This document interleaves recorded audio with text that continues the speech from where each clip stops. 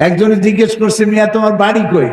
বাড়ি কোথাকে তাকে দেখাই দেব না মুখে বল? দেখাই দিলে তো ভালো হয়, তো গলা চাপে ধরছে। গলা চাপে ধরলেন কি বলবো? আমার বাড়ি হলো গলাচিপা। এখন পাখিগুলি আসে সাইবেরিয়ান দ্বীপপুঞ্জ থেকে, যখন সেখানে স্নো পড়ে, বরফ পড়ে, বরফের জ্বালায় ঠান্ডা টিকতে পারে না, তখন তারা ওড়া আরম্ভ করে।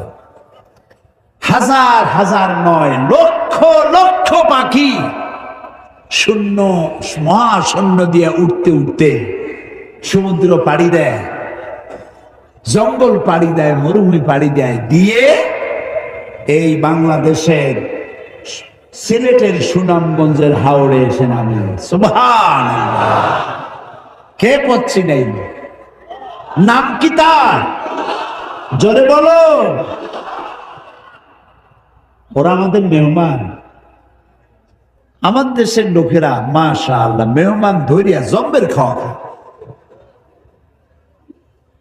পাখি, পশু পাখি আল্লাহ তাআলা যেগুলোর হালাল করছে খাবেন, কিন্তু একটু বুঝে শুনে খান। ওরা মেহমান হিসাবে আসছে, সেগুলোরও খাইয়ে ফেলাবেন। এটা আপনার প্রাকৃতিক ভারসাম্য, জীববৈচিত্র্য, আপনার ভারসাম্যকে রক্ষা করে। সুবহানাল্লাহ। রাসূলুল্লাহ সাল্লাল্লাহু আলাইহি ওয়াসাল্লাম বলেছেন, যখন তিনি যুদ্ধে যেতেন তখন সাহাবায়ে কেরামদেরকে বলতেন, তিনটা নির্দেশ দিতেন। গাছ কাটবা না। সুবহানাল্লাহ বলবেন। গাছ কাটবা না। আর সেখানে কি গাছ ছিল? খেজুর গাছ। গাছ কাটা মানেই হচ্ছে অর্থনৈতিক ক্ষতিগ্রস্ত করা। গাছ কাটবে না। বৃদ্ধ এবং শিশুদের গায়ে হাত দিবে না। নারী নির্যাতন করবে না। সুবহানাল্লাহ, সুবহানাল্লাহ।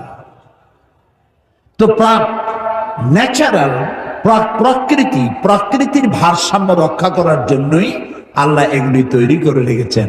কি সুন্দর! আল্লাহ বলেন, একটু তাকায় দেখো তো। আওয়ালাম ইয়ারাউ ইলা তায়রি ফাওকাহুম সাফাতিন ওয়া ইয়াকবিদনা মা ইউমসিকুহুন্না ইল্লার রহমান। দেখে নাকি তারা পাখিটি কেমন? মেলি দুটি লঘু ডানা, উড়িয়া বেড়ায় শূন্যের পরে, নাহি তার কোনো মানা। আবার সে ডানা গুটাইয়া চলে, কিন্তু পড়ে না তবু। বলো কে বা তারে শূন্যে রেখেছে, ভিন্ন সে এক প্রভু। দেখছেন? ঘুঘু, চিল